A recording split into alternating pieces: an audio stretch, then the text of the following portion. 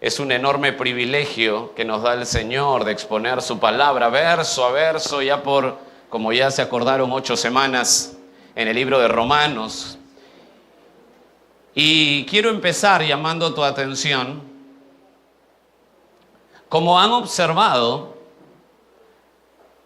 quiero llamar tu atención aquí. Como han observado, es un libro tan importante de doctrina. ¿Verdad que sí, hermanos? Es un libro tan importante de doctrina, de vital importancia, escucha bien esto, de vital importancia para nuestra iglesia y para las iglesias de hoy. Es un libro de vital importancia, conocerlo correctamente, no solamente para nuestra iglesia, sino para la iglesia, las iglesias de hoy. Fue tan triste para mí, tan doloroso, escuchar esta semana un video de un señor llamado Taylor Barriger,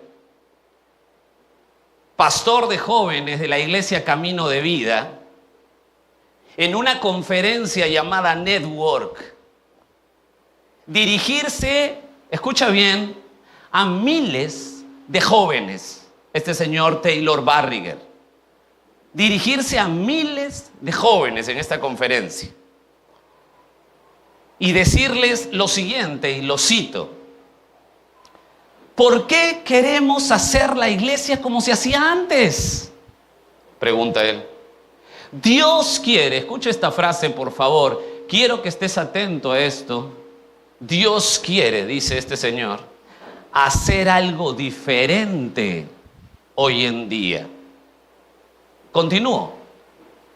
Él menciona y dice, el propósito es el mismo. Lo que cambia es la manera. Fin de la cita. Le dice a miles de jóvenes esto.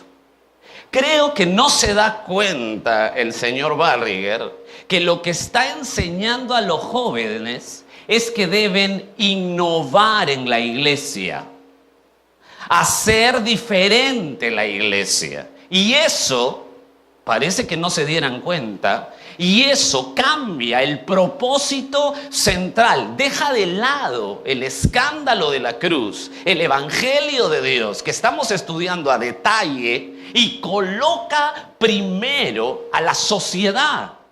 Escucha bien este cambio. Coloca primero a la sociedad. Entonces, la iglesia, y miles de jóvenes creen esto, la iglesia es un dulce para el mundo. Su éxito, escucha bien, depende de su número de cantidad de gente, la cantidad de gente que vaya. Su éxito depende de los planes que hagan. Su éxito depende de las metas que hagan, de las estrategias que hagan, del dinero que tenga la iglesia. Su éxito depende de la prosperidad según el mundo. Pero no lleva a la gente al arrepentimiento por sus pecados viles con que se insulta a Dios cada día. Enseñar esto, señor Barriger, es blasfemia. Y nosotros tenemos que estar atentos a eso, porque es un insulto a la iglesia. Poner abajo el evangelio y exaltar la sociedad, la cultura y el humanismo. Hermanos, no tomemos esto como una broma, ni nunca en tu mente pase, no importa, son otras formas. No. Si rebajan el evangelio de Dios como Él lo ha puesto, entonces se han equivocado de Dios. Esto es muy serio. Y no saben cómo entristece mi corazón. Escucha lo que le dijo Pablo a Timoteo. Era un joven pastor. Y en 2 de Timoteo 3:10, y lo puedes apuntar, Pablo le dice a Timoteo esto. Y quiero que me escuche bien. Le dice, pero tú, Timoteo, has seguido mi doctrina, mi conducta, propósito, fe, longanimidad, amor, paciencia.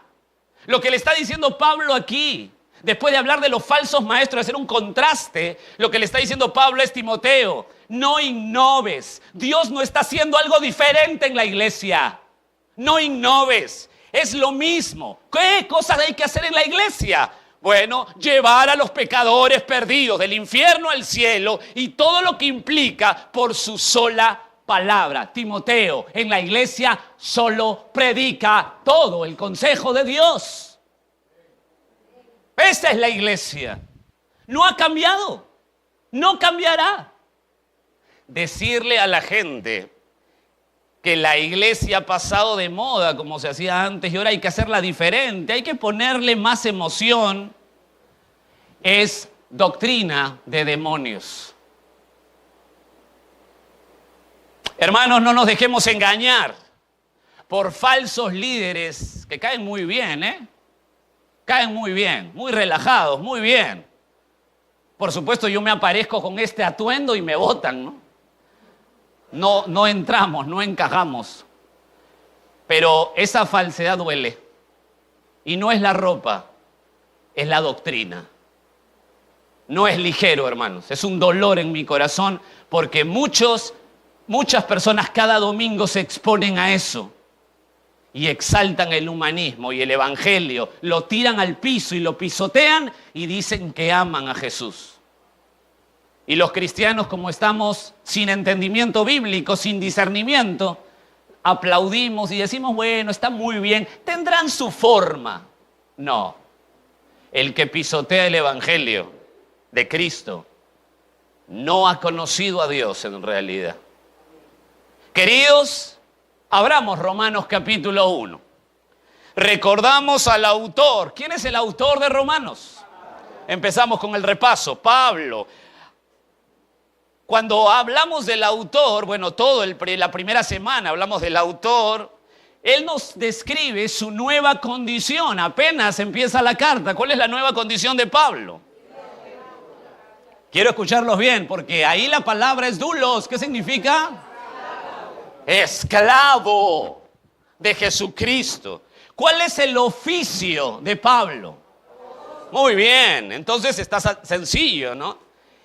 Bueno, cada uno tiene sus implicancias. Está hablando de esclavo de Jesucristo antes de decir que es apóstol. O sea, él tiene la claridad que es la condición, la nueva condición. Como leímos ahora al principio, el nuevo nacimiento que nos da esa claridad de quiénes somos en Cristo. Él habla del oficio apóstol. Ahora lee conmigo el verso 1. Pablo, siervo de Jesucristo. Escucha, llamado a ser apóstol. ¿Pablo se llamó él solo? ¿Él se autoproclamó apóstol? No, fue llamado. Me encanta esa palabra. Y a partir del verso 1b, ¿se acuerdan? Y el verso 2 empezamos a ver las características del evangelio. La primera característica que vimos del evangelio es que el evangelio es de... Qué importante, ¿verdad? Damas y caballeros, Iglesia Bíblica Gracia Soberana, ¿el evangelio es de usted? No. ¿Es del pastor? No. ¿Es de una denominación? No. El evangelio es de Dios. Entonces, ¿quién pone las condiciones? Dios. ¿Cómo se tiene que predicar? Como Dios. Punto. Aquí nada que hay que maquillar para que la gente le suene bonito. Porque si no, te has equivocado. Y cuando alguien predica otro evangelio, Pablo le llama anatema. Wow, qué complicado. Segunda característica, el evangelio es de Dios. Segunda característica, el evangelio fue planeado. No es un plan B, fue planeado. Tercera característica, el evangelio está expresado en el antiguo. Cómo me deleité con ese punto maravilloso. Siguiente característica, la cuarta me parece, el evangelio es de Dios y los profetas. O sea, de Dios es el evangelio, el mensaje y los mensajeros también son de Dios. ¡Wow! ¿Qué Dios es ese? Abarca todo. Y la última característica, el evangelio es externo al hombre. Por favor, el evangelio, ay, ya sentí algo, Dios. Cuidado. El evangelio es externo a ti. Tienes que aprenderlo. Está fuera de ti el evangelio. Eso lo vimos y todas sus implicancias. A partir del verso 3, hablamos ya no de las características, sino de ¿qué? Contenido. ¿Qué cosa contiene el evangelio? Y hablamos de su persona. Jesús es Dios. Jesús es 100% Dios. Jesús es 100% hombre. Mira el verso 3. Mira cómo empieza. Mira el verso 3 de Romanos 1. ¿Lo tienen ahí? Escucha cómo empieza. Acerca de... Ahí está el contenido. Acerca de su Hijo. Vimos que Jesús es 100% Dios, 100% hombre. Y también vimos su posición. ¿Se acuerdan? No solo su persona, sino su posición. Mira la mitad del verso 3. Dice, acerca de su Hijo, nuestro... ¿Se acuerdan la palabra Señor? Muy bien. Por favor, no presentemos a Jesús como alguna alternativa para sentirte mejor en tu vida. No presentemos a Jesús como un salvador meramente, que si tú lo aceptas puedes vivir como quieras, pero ya es tu salvador. Ya levantaste la mano, la gracia ya, y puedes vivir como quieras. Algún día entenderás. No. Escúchenme bien. Si alguien no lo tiene como Señor, como amo, como dueño, no lo tiene como Salvador. Qué problema, Ahora usted va entendiendo por qué Jesús dice que la puerta es estrechita para el cielo. Muchos querrán entrar, pero pocos. El mismo Jesús dice pocos. Hermanos, el cristianismo verdadero es para pocos. Tiene que ser su gracia. El verso 4, pasamos de las características al contenido, y del contenido en el verso 4 pasamos ¿a qué? La calidad. La calidad, que fue declarado Hijo de Dios con poder, según el Espíritu de Santidad, por la resurrección de entre los muertos. Y explicamos que Jesús es Hijo de Dios por la eternidad, siempre es, pero en su humanidad, en su humillación, tenía que brillar para todos con poder, y eso fue lo que hizo la resurrección. ¿Qué hizo la resurrección? Daba validez a la tarea mesiánica de redención. Y a partir del verso 5 al 7 hemos dejado las características, hemos dejado el contenido, hemos dejado la calidad del evangelio, y ahora vamos a la clave del evangelio de Dios. ¿Se acuerdan? La clave del evangelio, y recordamos su provisión. Mira el verso 5. Y por quien recibimos, ahí está la provisión. ¿Qué cosa recibimos? ¿Se acuerdan? Gracia y... Ya lo explicamos eso. Todo lo que estamos viendo está grabado, lo pueden ver a detalle. También hablamos de su proclamación, no solo su provisión. Mira el verso 5, en la mitad dice, para la obediencia a la fe. La palabra fe ahí es sinónimo de escritura, para obediencia a la escritura. ¿Cuál es la diferencia entre una persona que viene a la iglesia con otra, si es hijo de Dios de no? ¿Cuál es la diferencia? ¿Quién es el convertido? El que obedece la palabra de Dios. ¿Esto está difícil? No. Hoy estamos llamando cristianos a cualquiera. Nos hemos equivocado. Porque no hemos ido al evangelio de Dios, hemos ido a nuestro evangelio, que a veces es muy legalista o mucha suavidad. Entonces llamamos a cristianos a todos. Pero el evangelio está marcado, Dios lo marca. Proclamación, provisión, proclamación, y después su privilegio. Una cosa más de la proclamación, nada más. La persona que conoce a Cristo y tiene una conversión genuina tiene un deseo ardiente, un anhelo ardiente por conocerle más, por hablar de Él y por servirle a Él. Es un deseo ardiente, no puesto por usted ni por mí, es puesto por el Espíritu Santo. Proclamación y después su privilegio. Provisión, proclamación, privilegio. Mira el verso 7 final. A todos los que estáis en Roma, amados de Dios, llamados a ser santos. Hay un privilegio del Evangelio de Dios, nos llama amados y santos. Después empezamos una nueva sección, ¿se acuerdan? Hermanos, ¿están aquí? Sí. Estamos en la introducción, ¿eh? Empezamos una nueva sección donde pudimos estudiar al apóstol, al líder espiritual, abriéndonos un poco más su corazón, y toda la porción vista tiene un tenor, la tarea espiritual. Pablo abre su corazón a partir del verso 9 un poco más y habla de la tarea espiritual. Mira cómo define su labor. Mira cómo define. Mira el verso 9, por favor. Verso 9, porque testigo me es Dios, a quien sirvo, ¿en qué? En el evangelio de su Hijo, que sin cesar hago mención de vosotros siempre en mis...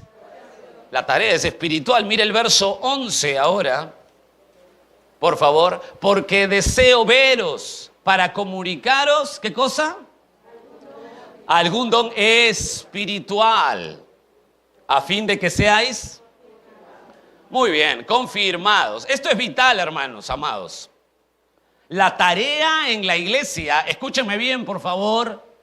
Escúcheme bien, la tarea en la iglesia, la tarea con Dios es espiritual. Esto no es una empresa, es espiritual. Si sabemos eso, ¿cómo reaccionamos? ¿Cómo realizamos la tarea? Si yo sé que soy miembro de una iglesia y me entero por el Evangelio de Dios, por el consejo de Dios, que la tarea en la iglesia, mi servicio, su servicio, todo lo que usted quiere hacer, tiene que ser espiritual. Entonces, ¿cómo reaccionamos a eso? Bueno, lo que vamos a hacer es llenar todo lo que hacemos ¿con qué? Con oración. Porque la tarea, ¿cómo es? Espiritual, espiritual. Los miércoles es nuestro día D aquí. O sea, ¿qué significa día D? Es el día de planear nuestra operación de combate. ¿Por qué? Bueno, ustedes saben que estamos en una guerra espiritual, ¿verdad? No tiene nada que ver con echar demonios ni esas cosas, sino que estamos hablando de que estamos en un campo terrible de confrontación de argumentos de la palabra de Dios, y nuestro día D, nuestro centro de operaciones son los miércoles. Si entendemos que la tarea es espiritual, y si usted cree que la Biblia no se equivoca, entonces te esperamos los miércoles a orar, porque la tarea de la iglesia es espiritual.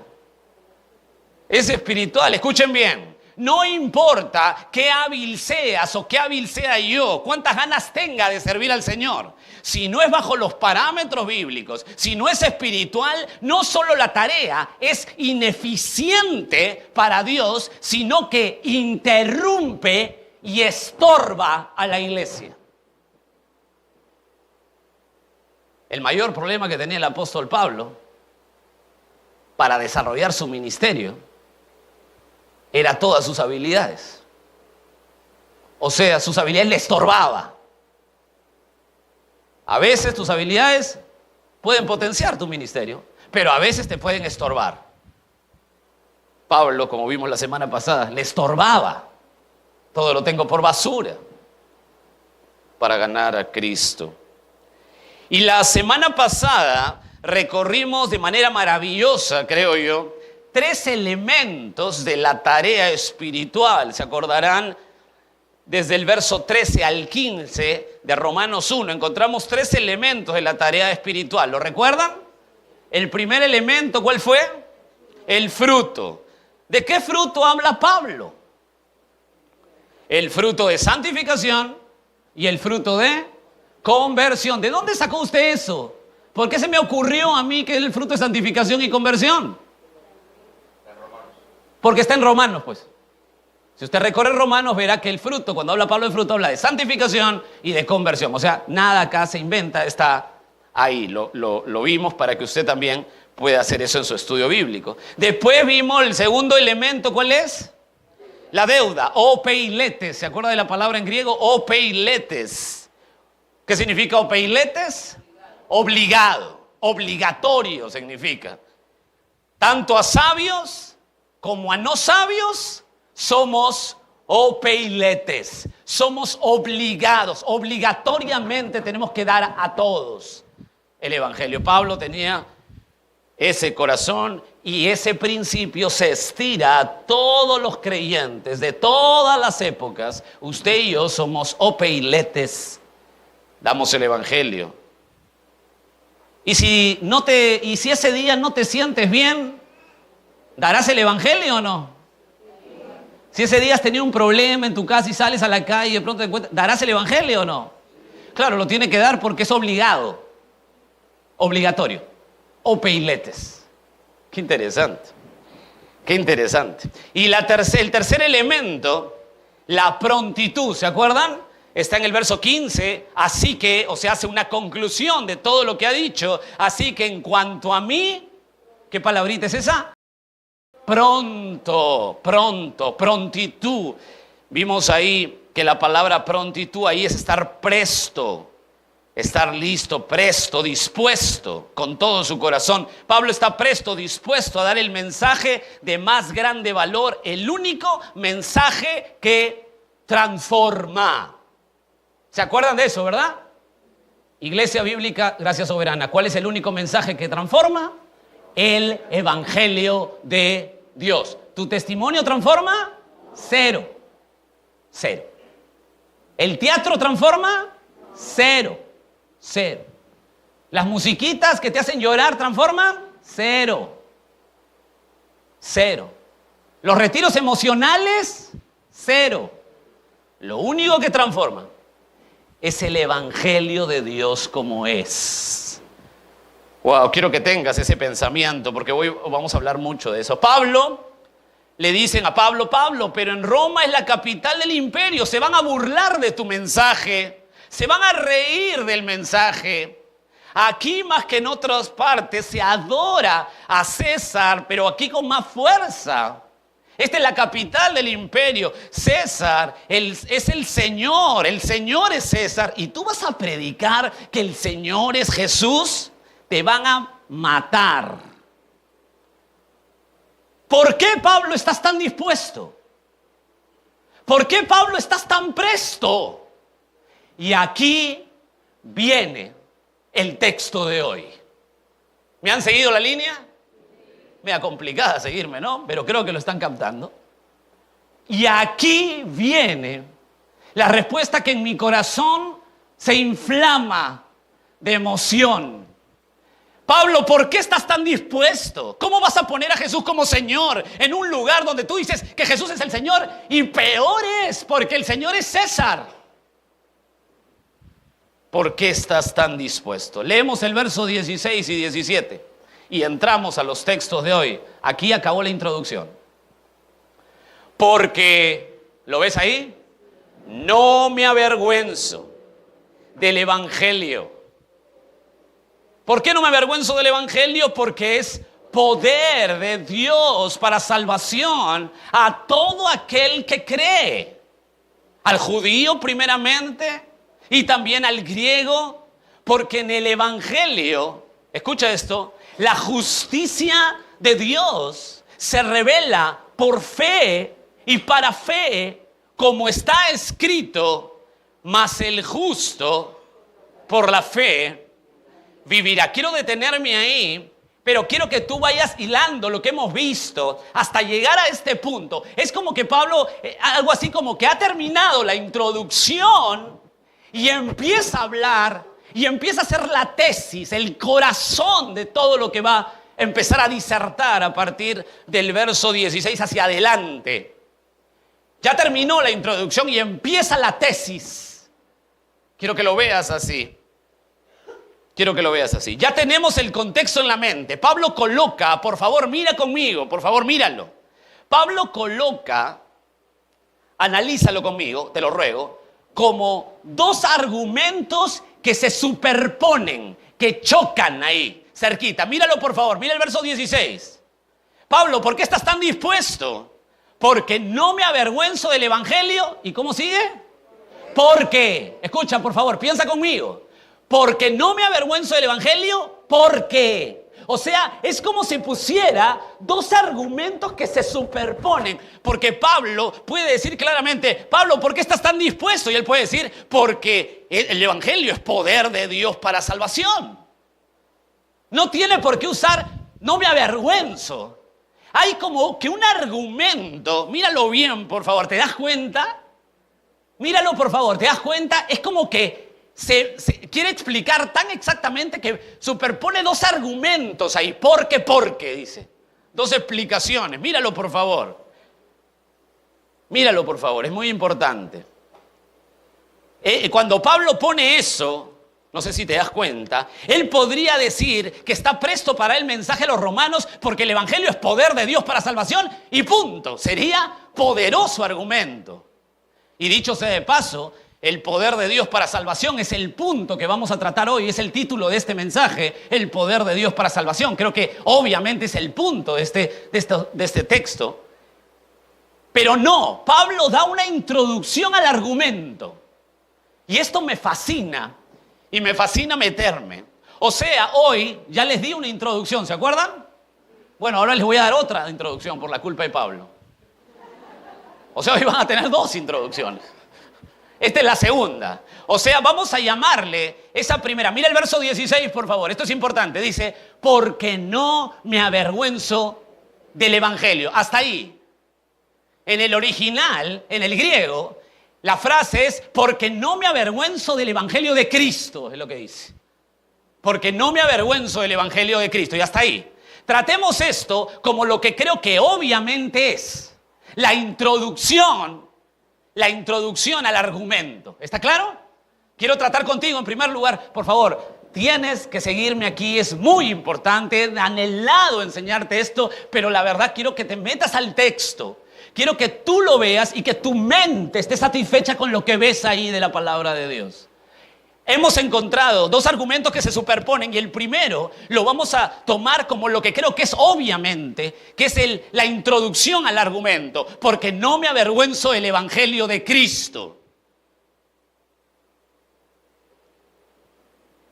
La palabra avergonzar en el griego, mira por favor, está intensificada en el texto, en la estructura gramatical. Es decir, llega un punto, por favor, quiero que estés atento aquí porque aquí es la diferencia de la vida de misión de los cristianos en la iglesia.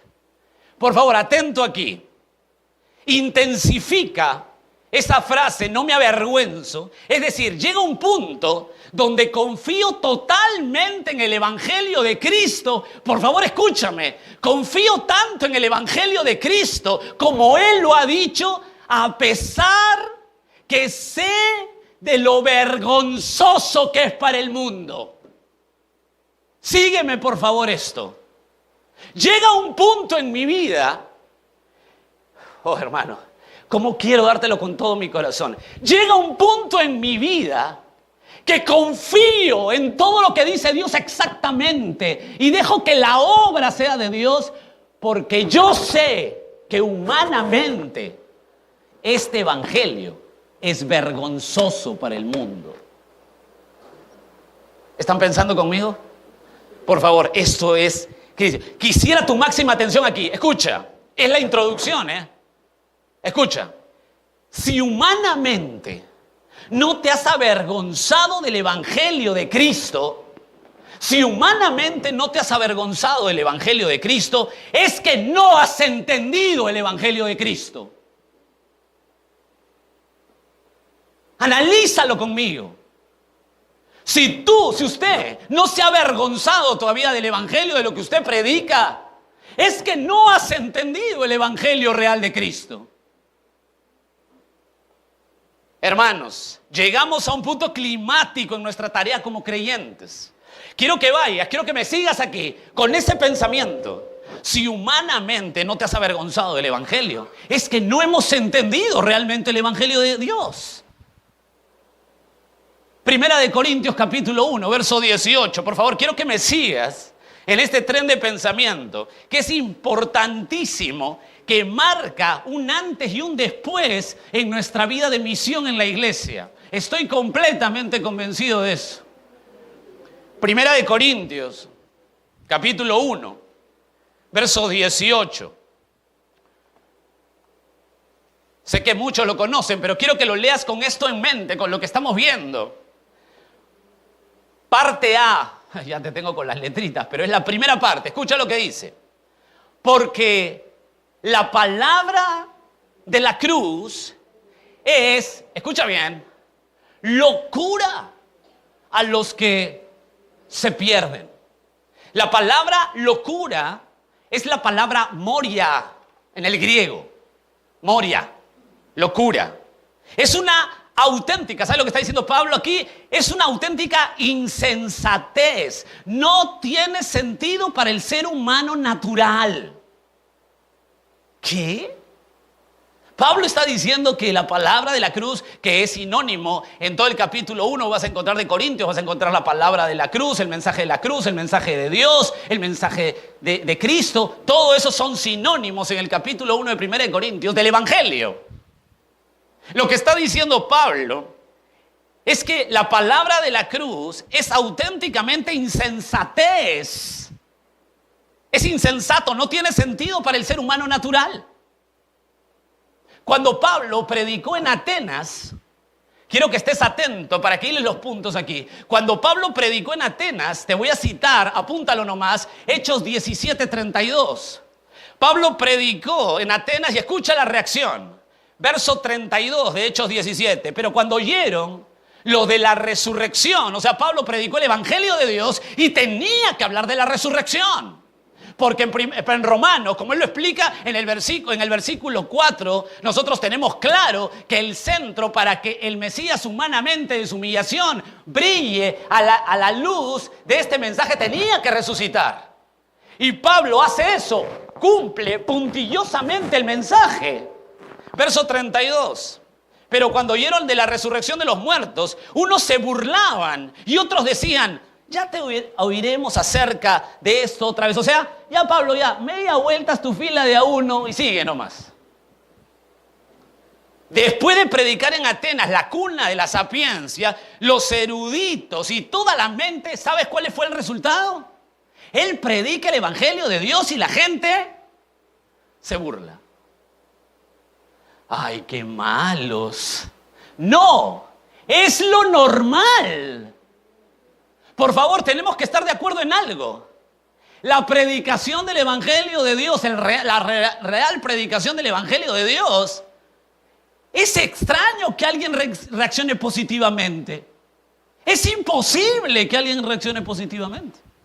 Más bien la reacción en Atenas es normal. Se burlaron de él.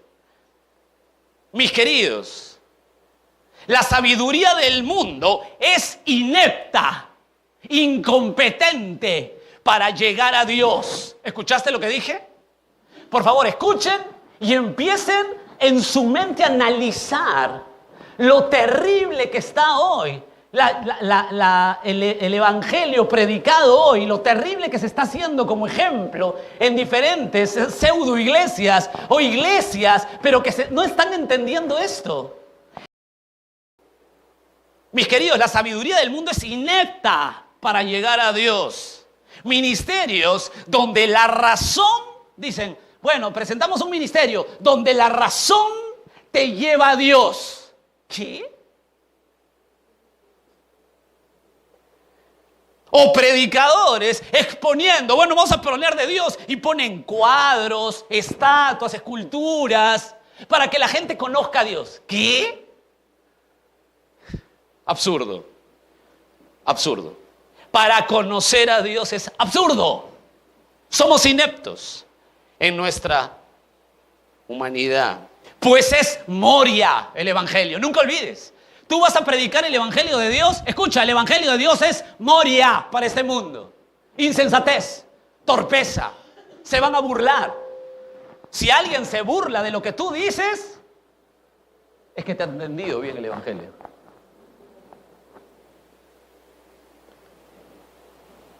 ¿Y saben qué?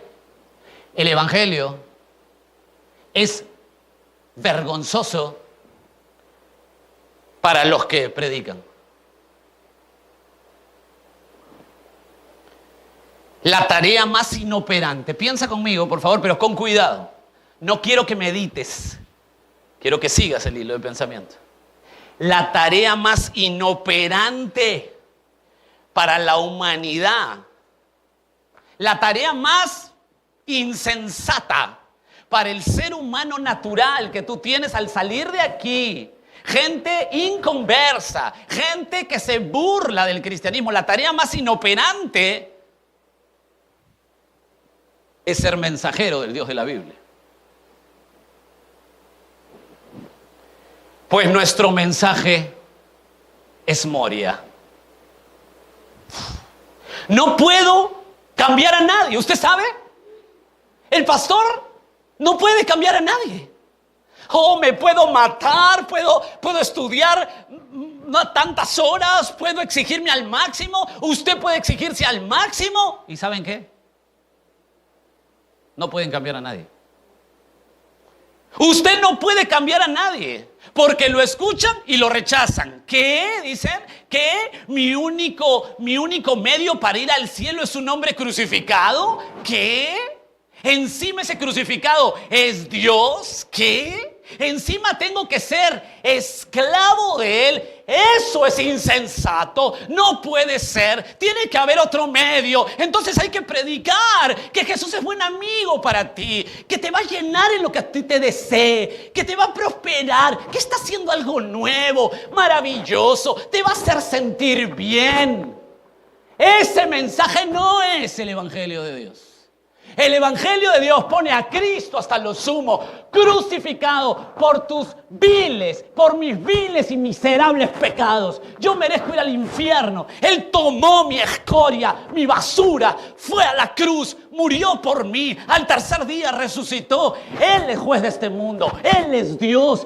Si te arrepientes, Él te perdona, te limpia. Si no, caminas al infierno. ¿Quién puede contra ese mensaje? ¿Quién puede sostener ese mensaje? El que predique ese mensaje es burla para esta sociedad.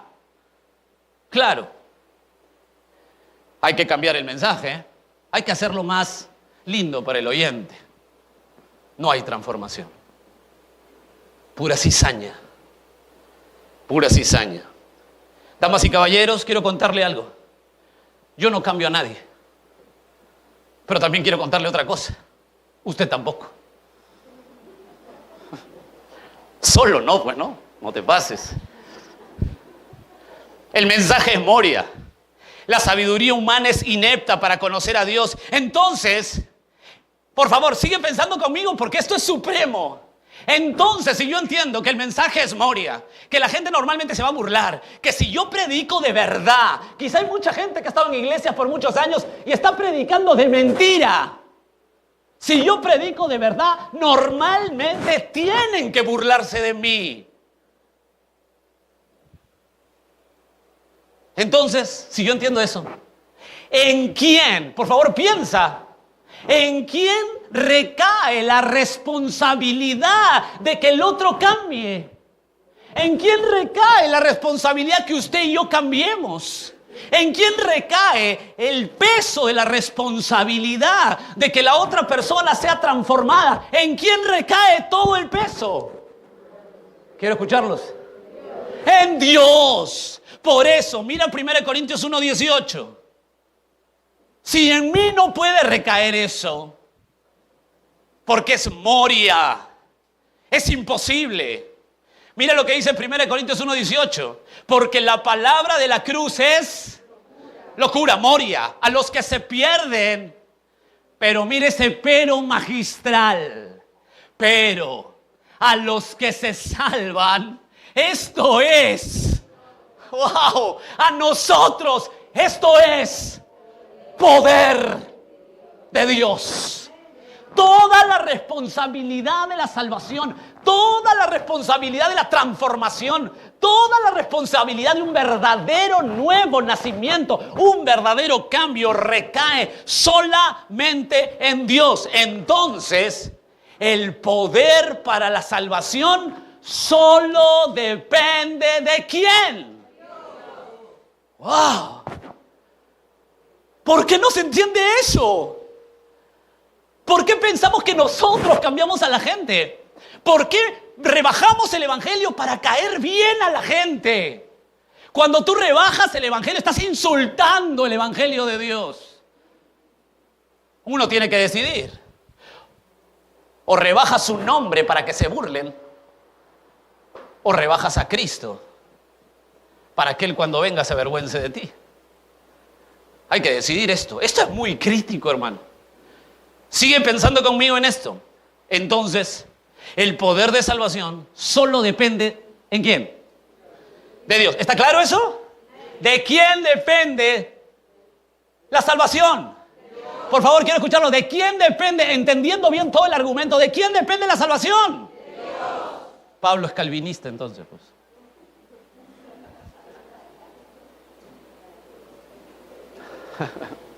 No hay lugar para el pensamiento arminiano aquí. Pablo es calvinista.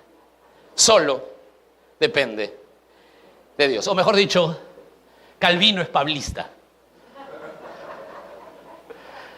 Por ello, no me avergüenzo. ¿Entiendes por qué Pablo dice ahora, no me avergüenzo del evangelio de Cristo? Claro, ahora sí entiendo. Ahora sí está claro. No me avergüenzo del evangelio porque confío tanto en el evangelio que es burla para la gente. Confío tanto en el evangelio que yo sé que Dios va a levantar y va a colocar en salvación a los que Él predestinó desde antes de la fundación del mundo. Ese es problema de Él. Mi responsabilidad es decir el evangelio como es. Entonces, confío tanto en ese evangelio y confío en los que Dios va a salvar que no me avergüenzo del evangelio. ¿Está claro? Bueno, esa es la introducción de Pablo. Ahora sí, permíteme darte 4 frases claves que nos ampliarán nuestro entendimiento del poder de Dios para salvación. 4 frases claves que Pablo las anuncia del verso 16 y el verso 17 para tener claridad, entendimiento mucho más cercano del poder de Dios para salvación. Entonces vamos a tomar de este texto y vamos a tratar de ordenarlo en 4 puntos, 4 frases que las vamos a tratar en esta semana y quizá la siguiente para poder entender qué significa un poco más el poder de Dios para salvación. Primer punto que menciona Pablo, el entendimiento del poder de Dios para salvación. Primero, entendimiento que el poder es de Dios. Fácil, ¿no? Facilito. Segundo, la salvación es de Dios. Tercero, la justicia, ¿de quién es? ¿Ves? Ustedes saben el punto mejor que yo. Justicia de Dios. Y último, la fe es de Dios. ¿Está bien? 4 frasecitas que vamos a ir tratando de explicar para que usted tenga un mayor entendimiento y yo mayor entendimiento del poder de Dios para salvación. Dicto los puntos otra vez. El primero, el poder de Dios, la salvación de Dios. Segundo punto, la justicia de Dios. Tercer punto, y la fe de Dios. Dicho sea de paso, todos esos puntos están ahí en su Biblia. Todas las palabritas están ahí. Listo. Empezamos entonces. Vamos a entender un poco más el poder de Dios para salvación. ¿Están bien hasta ahí? ¿Están bien hasta ahí? ¿Atrás está bien? ¿Todavía el audio se escucha bien? Allá. Porque yo estoy fresco, recién empezado, ¿eh? No que soy un fresco, sino que estoy fresco. Por si acaso. Ya, listo. El poder de Dios. Mira el verso 16. Porque no me avergüenzo del evangelio, porque es poder de Dios. Ahí está la frase. No necesitamos pensar tanto. Ahí está la frase. Pero déjame explicártelo en el contexto donde estás. Primera frase que Pablo utiliza para que los creyentes entiendan más por qué está presto Pablo en llevar el mensaje a Roma. ¿Se acuerdan? Que la conclusión del verso 15 es que estoy pronto a ir, estoy presto a ir, dispuesto a ir. ¿Se acuerdan? Por favor, ¿se acuerdan? Tengo que hacer eso para recordar porque Pablo ha hecho una introducción al argumento. Entonces los he desviado del contexto de donde sigue. Ahora lo que estoy haciendo, y les pido perdón, pero tenemos que estudiar la Biblia, cómo es. Los estoy jalando otra vez al argumento. ¿Está claro? Perfecto. Entonces, ¿qué significa esto? Los creyentes se entienden más porque ¿por qué Pablo estás presto para llevar el mensaje a Roma? Ya estoy entendiendo un poco más. Es porque es poder de Dios. El Evangelio de Cristo, como está en el original, en la introducción del argumento, es el Evangelio de Cristo, es poder de Dios. ¿Qué significa esto? ¿Qué significa que el Evangelio es poder de Dios? Es muy sencillo, y quiero que anotes esto conmigo. El Evangelio lleva la omnipotencia. Por favor, escucha bien. De aquí, bueno, no sé si terminando todos los puntos, pero estoy seguro que tú de aquí vas a salir con una claridad de que si tú predicas lo que Dios dice, ese es el éxito para el cristiano. Hoy día el éxito quieren hacer. ¿Cuántos se convirtieron? Ahora, dígame usted, ¿cómo sabemos eso? ¿Cuántos pasaron adelante? Miren, pueden pasar 100 y quizás no hay ni un convertido.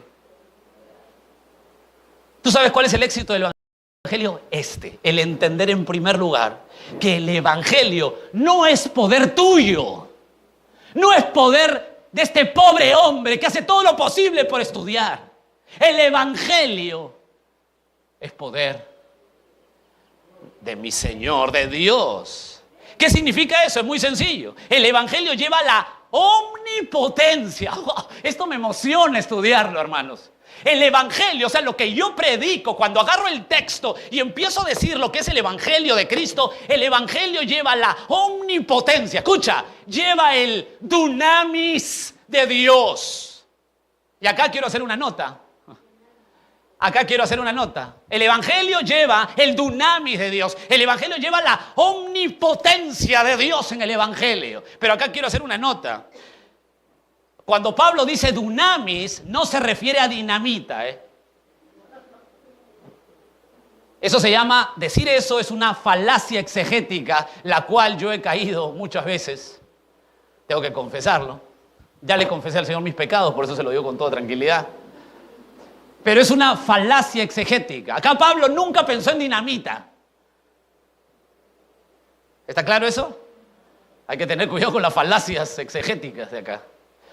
No está hablando él no pensó en dinamita. Lo que está pensando cuando dice dunamis es el poder de Dios en acción. Eso es lo que está pensando. Es el poder de Dios en acción. ¿Cómo me emociona esto? O sea, usted habla el Evangelio de Dios y está inherente la omnipotencia. Por favor, escucha lo que estamos hablando aquí. La omnipotencia de Dios. El dunamis, el poder en acción de Dios. Es decir, el Evangelio. Escucha esto, que esto es maravilloso. El Evangelio es suficiente por sí solo para salvar a los hombres de la mugre del pecado con que nacen y darles vida eterna con Jesús. No sé qué emocionado por eso. Yo solo me he emocionado. Hasta los papeles se emocionan. Lo inanimado salta. Esto parece Isaías capítulo 6. Y usted no se mueve, los quiciales, y usted no se mueve. Escuchen lo que estoy... Claro, tampoco quiero acá que tiemblen ni se vayan para atrás y esas cosas. Porque si no se disciplina, el que es miembro ya hace eso. Pero lo que quiero decirles, fuera de bromas, es que el Evangelio lleva inherente, por favor, compréndeme esto, la omnipotencia de mi Señor. La potencia, el dunamis, el poder en acción. No fabriquemos, no hablemos en forma artificial del Evangelio de Cristo, pues eso no es poder de Dios. Esto es totalmente extraño para nuestra mente. ¿Te das cuenta lo urgente que es este tema?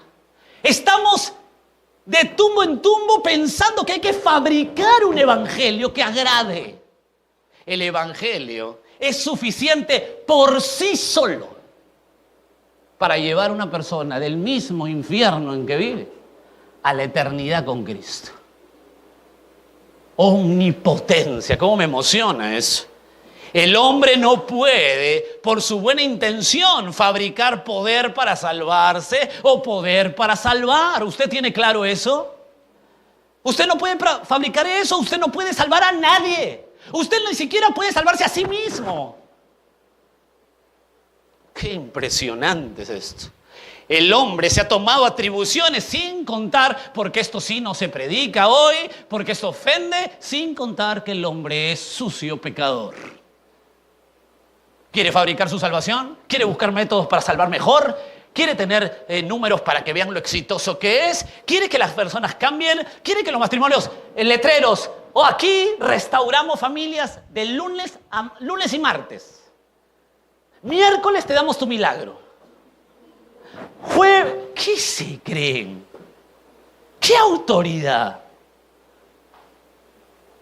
El poder es de Dios. El hombre se olvidó que es pecador y qué bueno recordarlo. Y quiero recordarte esto. Quiero que vayas a Jeremías capítulo 13. Por favor, ahora sí anda, es importante que lo veas. Quiero que veas este versículo, medio sarcástico este versículo, pero quiero que lo veas para que entiendas el sentido del autor. Jeremías capítulo 13, verso 23. ¿Mudará el etíope su piel y el leopardo sus manchas? Por favor, ¿lo tienen ahí?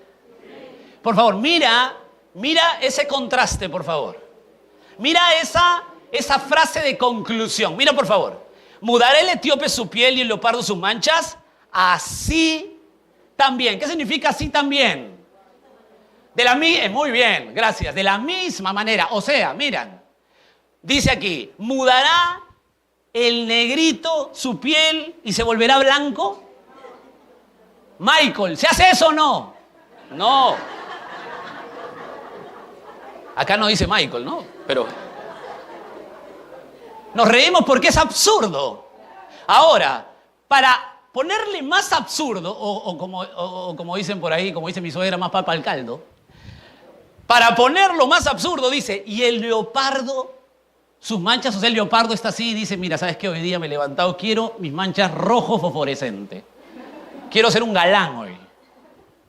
Quiero ponerme manchas naranjas. Quiero ser un galán hoy. ¿Podrá hacer eso el leopardo? Qué ridículo, ¿no? Bueno, mira el texto. Así también.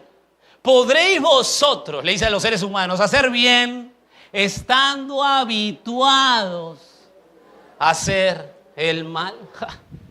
Esto es risible, pero es real. El ser humano se olvida que está en la putrefacción de nuestros pecados, que somos depravados desde el nacimiento y que lo único que merecemos es el infierno con justa razón.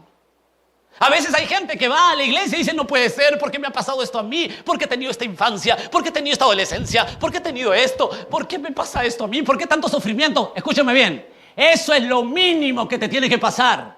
Lo que te debe pasar en realidad es irte al infierno, y yo también. Estamos en un mundo de quejosos cuando en realidad no entendemos que lo que merecemos es justicia de Dios. La justicia de Dios te lleva al infierno. Hay gente que dice, Señor, por favor, sé justo conmigo. Nunca ores eso, porque si Dios es justo contigo, te manda al infierno. Por eso Dios a nosotros, ¿qué nos da? Que no es justicia, pero tampoco es injusticia. Cuidado con las palabras que le digan, justicia. ¿Ah, sí? Ven acá. Ven acá. Entonces el hombre no recuerda eso, pero el evangelio, volviendo al punto de Cristo, lleva en su núcleo el poder del Dios omnipotente. Y apunta este texto porque Jeremías dice esto, el mismo Jeremías que dijo que éramos pecadores. Mira lo que dice Jeremías 27:5, apunta, lo dice, yo hice la tierra, está hablando de parte de Dios, yo hice la tierra. 27:5, yo hice la tierra, el hombre, las bestias que están sobre la faz de la tierra. Escucha, los hice con mi gran poder y con mi brazo extendido y la di a quien yo quise. Punto. El Dios de gran poder. Pablo enseña a los romanos, regresando al libro de Romanos, Pablo enseña a los romanos, por favor, id aquí. Romanos, estoy presto porque el evangelio de Cristo es poder de Dios. Lleva en su núcleo la potencia, el dunamis del Dios viviente. ¿Cómo voy a cambiar eso? Voy entendiendo más. Usted, conociendo esto, tratará de convencer a la gente para que vaya a Jesús diciéndole que Él te ama tanto, que no importa lo que hagas, que si lo aceptas ya está, sin importar si anhelas la Biblia, si anhelas obedecer, no importa. Ven a Jesús, acéptalo. ¿Quieres ser de Jesús? ¿Sí? Ora conmigo. Señor, gracias, tengo vida eterna, gracias. ¿Has orado? Bien, mándame tu cheque. Ya tienes vida eterna. Ridículos. Ven a Jesús sin demandas, por favor, te dicen. No hay demandas. Es tan lindo que si vienes a Él te da vida eterna por una oración y olvídate ya de tu vida, ya. Gracias. Ay, qué pena que vivas así, desobedeciendo. Qué pena que tú, siendo de la iglesia, te cases con un inconverso. No importa. ¿Eso tendrá poder de Dios?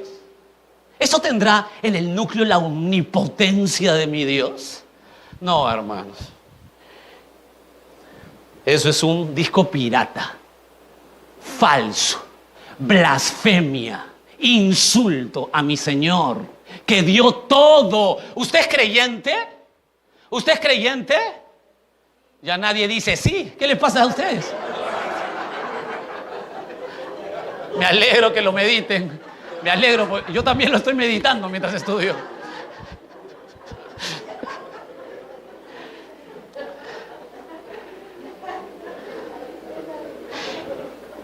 Si nosotros somos creyentes, ¿sabes lo que ha pasado?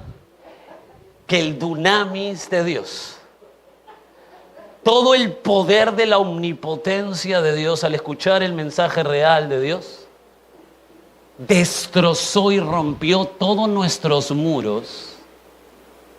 Nos bajó la guardia, nos desplomó. ¿Y sabes cuál es nuestra reacción?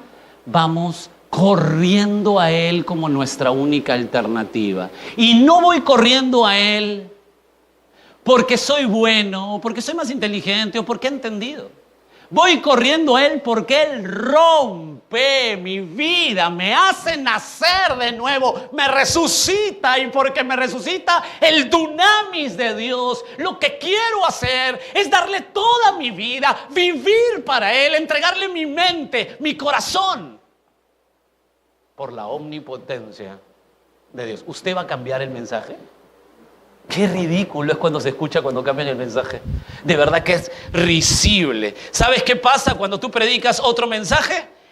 Vas a formar, escucha lo que vas a formar, porque está todo lo evangélico está así hoy. Escucha, vas a formar gente emotiva.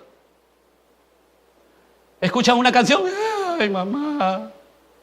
Claro, después viven como demonios, no interesa. Vas a una iglesia, el mensaje, todo el mundo está durmiendo, pero de pronto cantan aleluya 100 veces y terminan tirados llorando, perdóname papá. Les encantan los retiros. ¿Te gustan los retiros emocionales? Aquí no va a haber. O sea, tienes que mudarte de iglesia. Aquí no. Les encanta. ¿Dónde hay un retiro, por favor? ¿Para qué cambien matrimonio? ¿Dónde hay un retiro? Gente emotiva. Eso es lo que forma el falso evangelio. Por eso que hay tanta gente emotiva. Retiros. Gente religiosa. Ese es otro bando. Gente que vive para la religiosidad. O sea, yo quiero a Diosito ayudarle en todo, porque si lo hago, Dios se va a sonreír conmigo. Gente religiosa que no se da cuenta que es legalismo. Y que el Señor, cuando tú le digas Señor, Señor, Él te va a decir, no te conocí. Buenos seres humanos que quieren el mejor mundo. Quieren un mundo mejor. Quieren que sus hijos crezcan, sus nietos en un mundo mejor. Eso quiere la iglesia. Hagamos marchas para eso. ¿Saben qué? Ya se los he dicho a mis hijos, ¿no? Pero se los voy a decir a sus hijos y a sus nietos. El mundo va a ser peor. No te gastes en marchas, ¿eh? Eso no es trabajo de la iglesia. ¿Qué más hacemos? Mimetizamos en la iglesia caminando al infierno. Nos parecemos a la adoración de los cristianos, Levantamos las manos, pero estamos sin el dunamis. ¿Qué va a predicar, hermanos queridos, la iglesia bíblica Gracia Soberana? Oye, hermanos, cárgate con esto. Tú predicas el evangelio de Dios donde la gente se burla, pero Él al que es suyo lo toma, lo transforma para siempre. El poder es de... ¿Está claro el primer punto? Segundo punto, vamos a ver. Segundo punto. ¿Podemos hacer un segundo punto? ¿La dejamos para la próxima semana? ¿No? ¿Sí? ¿No? ¿Sí? No, segundo punto, ya. El poder es de Dios. Segundo punto, la salvación de Dios. Me encanta esto. ¿Por qué no me avergüenzo del evangelio? Porque es poder de Dios. Y escucha ahí, mira Romanos 1:16, ¿estamos ahí? ¿Por qué no me avergüenzo del evangelio? Porque es poder de Dios. ¿Para qué? Quiero que lo leas porque este punto es muy delicado y quiero que lo analices conmigo. Es poder de Dios para salvación. Mira lo que dice ahí. A todo aquel que cree, al judío primeramente y también. Pablo continúa la idea. ¿Cuál es la idea? De que viene del verso 15 de la conclusión. Estoy presto para dar el mensaje porque el poder de Dios para salvación es obviamente por el poder de Dios, y ya lo vimos, y por la salvación de Dios. Y utiliza una frase que es digna de análisis. Míralo ahí. Dice, para todo aquel que cree. La palabra creer ahí es muy importante en el texto original. La palabra creer ahí es la palabra pisteu en el griego, que significa estar persuadido, colocar total confianza. ¿Escuchaste lo que dije? Por favor, quiero que lo pienses, porque hoy tenemos que tener esto claro para nuestra vida cristiana. El poder es de Dios, la salvación de Dios. Y aquí parece como si fuera algo contradictorio. Para todo aquel que cree, pisteu, que está persuadido, que pone o dispone toda su confianza. Este creer no es un mero intelectual, es que pone toda su confianza, así como cuando te sentaste en la silla.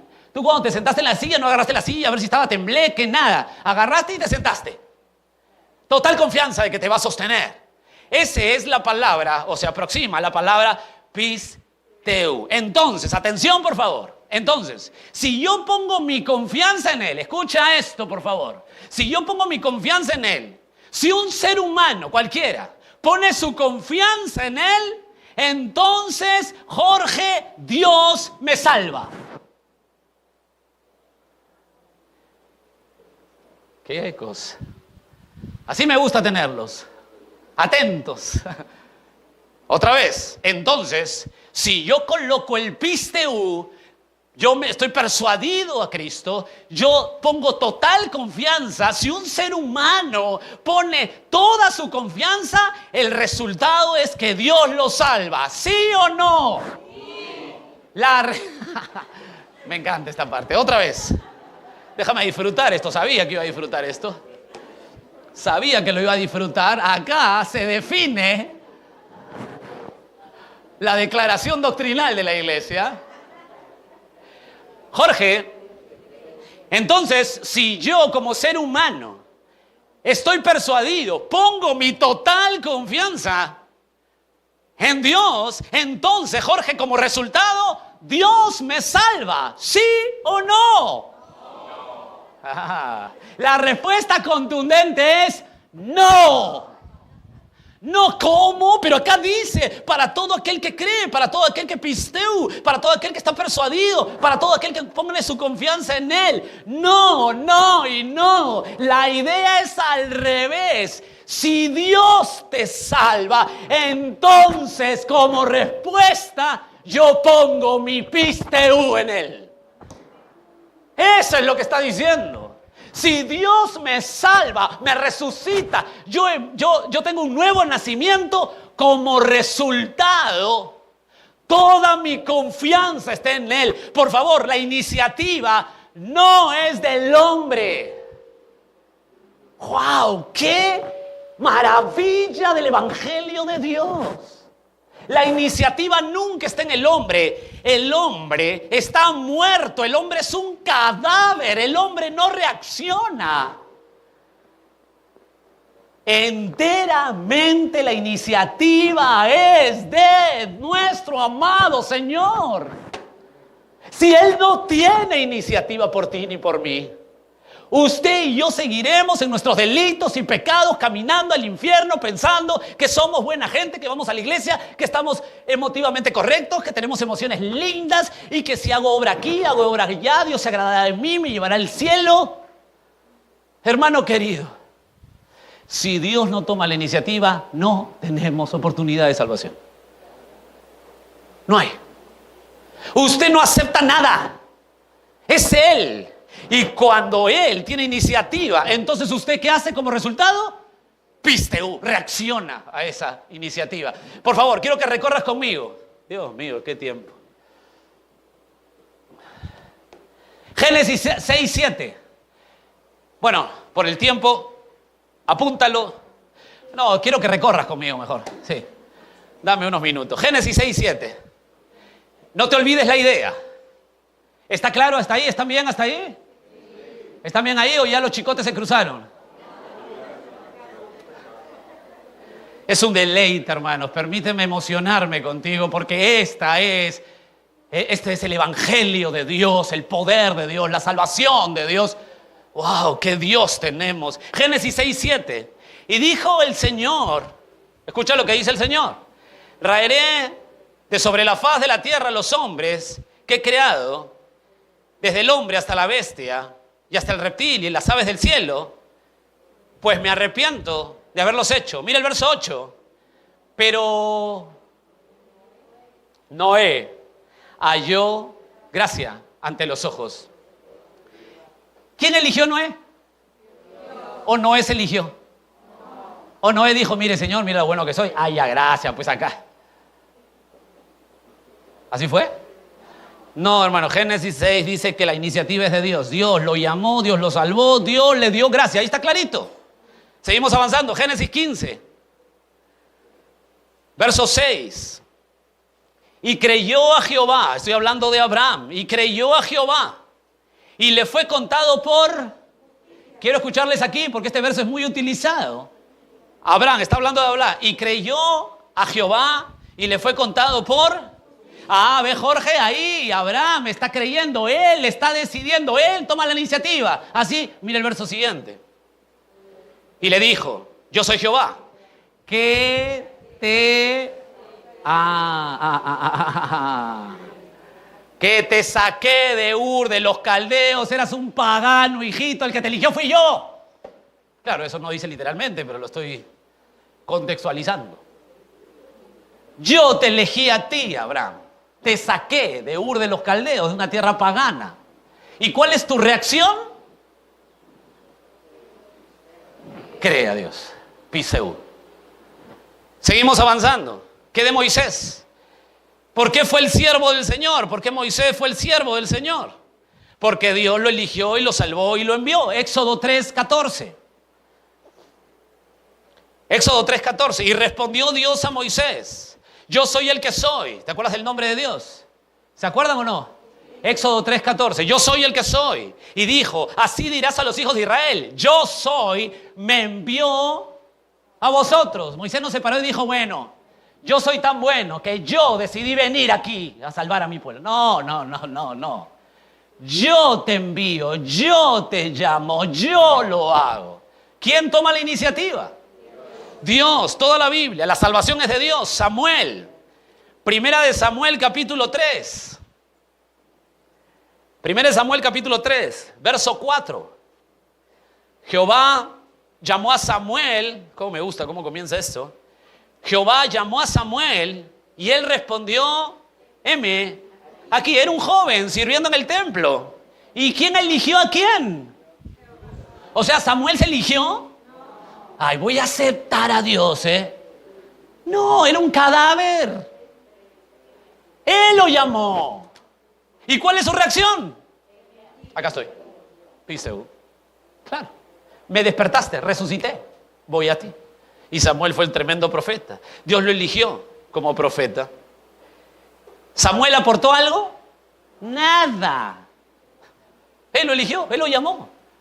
Él lo llamó. 1 Samuel 16:3. 1 Samuel 16:3. Tu padrino David. Mira David. Samuel 16:3. Y llama a Isaí, dice Dios al profeta Samuel, y llama a Isaí al sacrificio, y escucha lo que le dice Dios, y yo te enseñaré, estoy leyendo 1 Samuel 16:3, y yo te enseñaré lo que has de hacer, y me ungirás al que yo te dijere. Mira el verso 13, continúa la historia. Y Samuel, o sea, ¿qué tenía que hacer Samuel? Ungir al que Dios diga. Y escucha, verso 13. Y Samuel tomó el cuerno del aceite y le ungió en medio de sus hermanos, y desde aquel día en adelante el Espíritu de Jehová vino sobre David. ¿Quién eligió a quién? Dios, Dios, Dios. Jeremías 1:5. Con esto ya tendrías que estar convencido. Jeremías 1:5. Antes, dice Dios a Jeremías, que te formase en el vientre. Escucha este pasaje. Dios mío, qué Dios tenemos. Antes que te formase en el vientre te conocí. Y antes que nacieses te santifiqué. Y no solo eso, sino que te dije cuál va a ser tu oficio. Te di por profeta. ¿Tú crees que Jeremías en algún proceso tuvo alguna reacción, tuvo alguna espera y dijo, no, un ratito, yo no decidí? No importa, yo te elegí. ¿Cuál fue la reacción? Jeremías tuvo que ir. Pisteu, confió. Déjame ir un ratito al Nuevo Testamento. Hay varios que tengo ahí, pero déjame por tiempo Hechos 16:13. ¿Están bien? ¿O están hechos? Hechos 16, verso 13. Te puedo hablar de Juan capítulo 2, de Hechos 9, Juan capítulo 2, cuando ve a Natanael, que lo ve desde antes, que lo ve a Pablo, que lo lleva. Saulo, escúchame bien, yo te llamo. ¿Quién eres tú, Señor? ¿A dónde vas? Yo te elegí. Ven acá, punto. No aportó nada, Pablo. Hechos 16:13, este es fabuloso. Un día de reposo. Salimos, ¿quién está contando la historia? Lucas. Salimos fuera de la puerta junto al río donde solía hacerse la oración.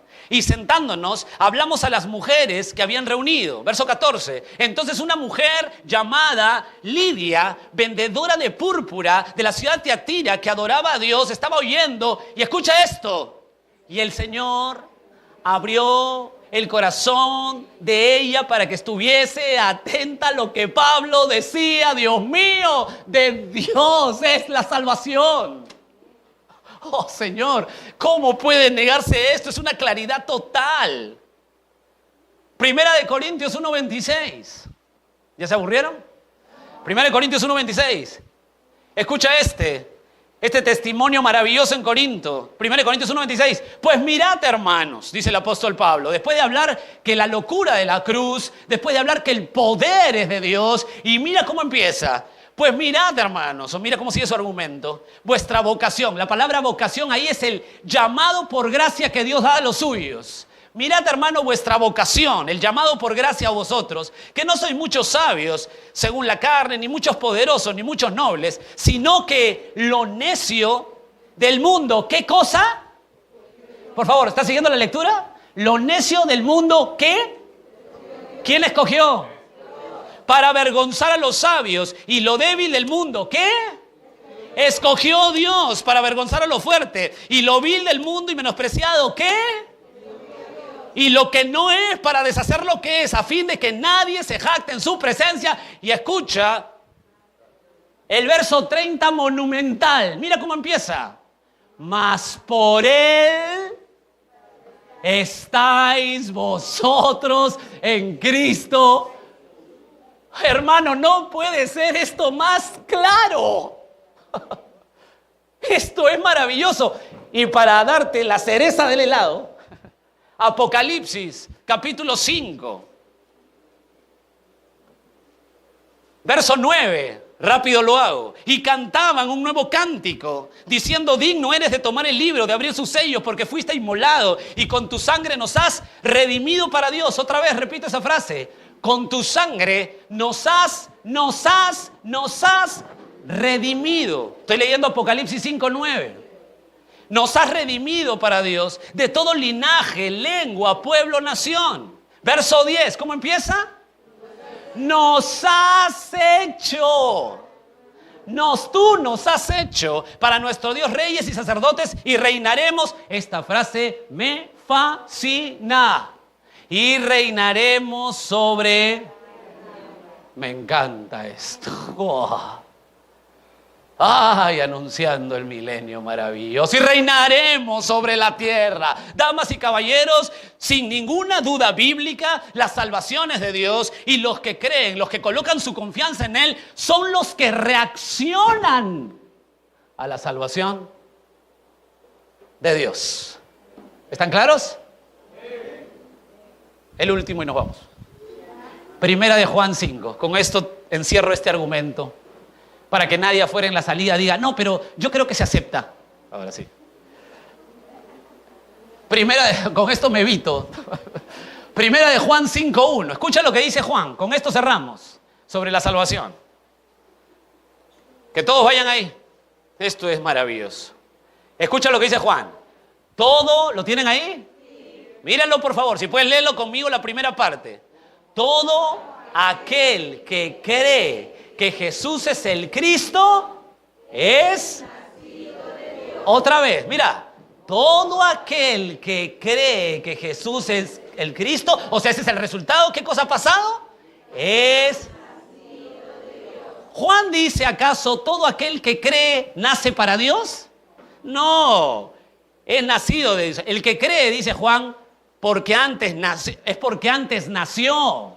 Si uno cree es porque antes nació. Primero es el nuevo nacimiento, la salvación, y después creer en Cristo. Primero resucitas, dejas de ser cadáver y ahí, pisteú, reaccionas.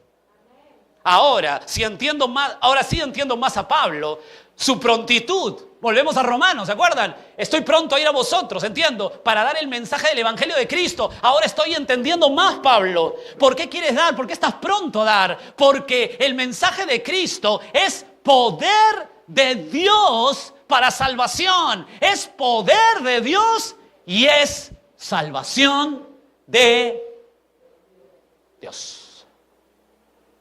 La próxima semana seguimos. Padre, gracias por este tiempo y por la paciencia de mis hermanos.